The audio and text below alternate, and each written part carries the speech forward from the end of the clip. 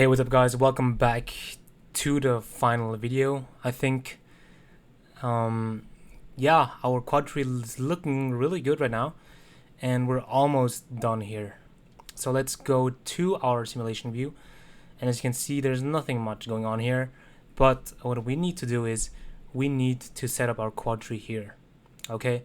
So to do that we need a bounding box.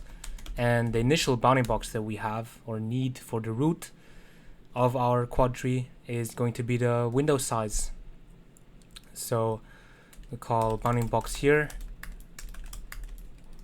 and as same before, we need a function called set bounding box, or it's called bbox. And we just set the bounding box equal to bbox. Okay. And also I need a function called update drawing, and this will just call set needs display on this view, so it just invalidates the rectangle and draws it again. Okay, so that's what we need for our drawing loop. Okay, now let's go back to simulation here and create the bounding box. So as I said before, the bounding box consists of this view or this window, and the center of course is the very middle, which is 0 0. As explained in a few videos before, 0 0 is our origin for our coordinate system, our scaled coordinate system. So just vector 2D here, and the half length is the radius. Obviously that's the length, the radius of our universe, and we just call simulation view dot bounding box or set bounding box, and set the bounding box here. Looking good. And now a very critical part is using a timer to repeatedly update the drawing. Okay, so with time interval, so this is 0.016, so we will try to update the frame update the drawing 60 times, so per second, so it's 60 FPS kind of, but we will not always achieve this because of the calculation time, you know. I could call timer here, or actually we don't need it, let's just do this and call self.simulationView dot update drawing. That's it for this class. We're done here. If we go back to simulation view, we can start drawing. Okay, so first off, what we need to do is we need to set up the Quadtree. So every time this draw function is called, we need to reconstruct the whole Quadtree. So the first step here, one moment.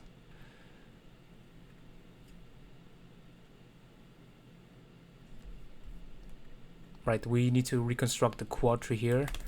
So we call Quadtree equals to Quadtree and use it to initialize it with the bounding box that we set up before. We can force unwrap this too. I mean, you guys know that it should be set before calling it, so it should be safe. And then for each body in our celestial body, we will insert it into the Quadtree like this. Okay, now after this loop, the Quadtree is set up, and now the only thing we need to do is we need to calculate the forces. For body, again, in celestial bodies, body dot reset forces, because this might not be the first iteration, because now we need to set those forces to 0 again if they moved. And if Quadtree contains the body, we're going to update the force and update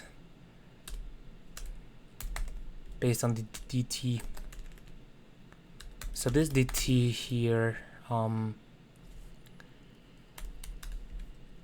just call it DT, which with a value of 0.1, but we will be able to control this later on. I'll show you how. Okay, so this update function here, as I explained before, we use this to move our body based on the force it is being exerted on. It is being exerted with. So yeah, that's pretty much it for this class, and we can go and see if it is working. Alright, so let's try number 4 again. And as you can see, it is all working very well.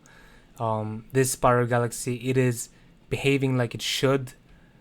It is looking very nice, and the calculation is actually not that bad. As you can see, it's pretty smooth.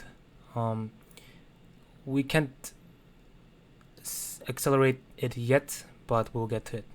So basically we're done, right? The only thing left to do here is to do all the decoration stuff, like drawing the squares and so on. So we'll do it then in a second.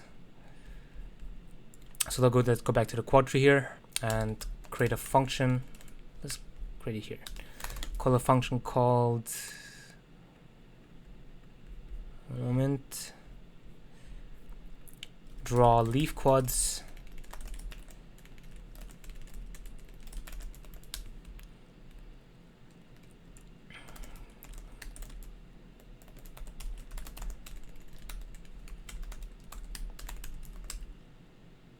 Bounding box dot draw border.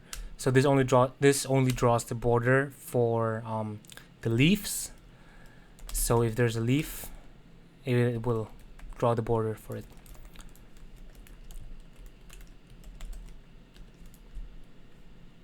Now just copy paste this.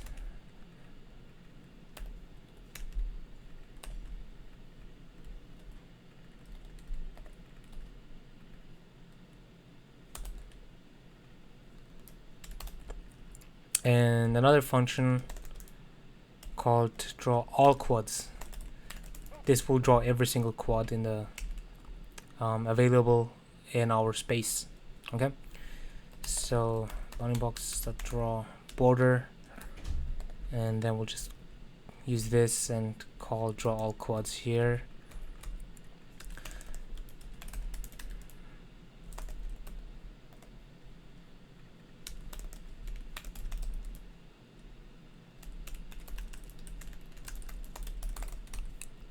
Right, and now let's go back to simulation view and introduce two variables called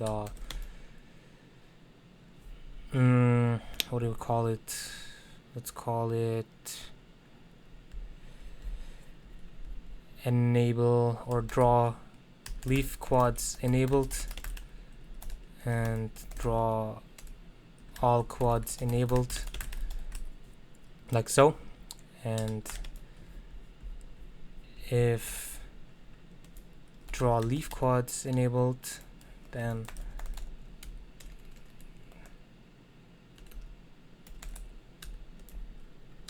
if draw all quads enabled, then we draw all quads.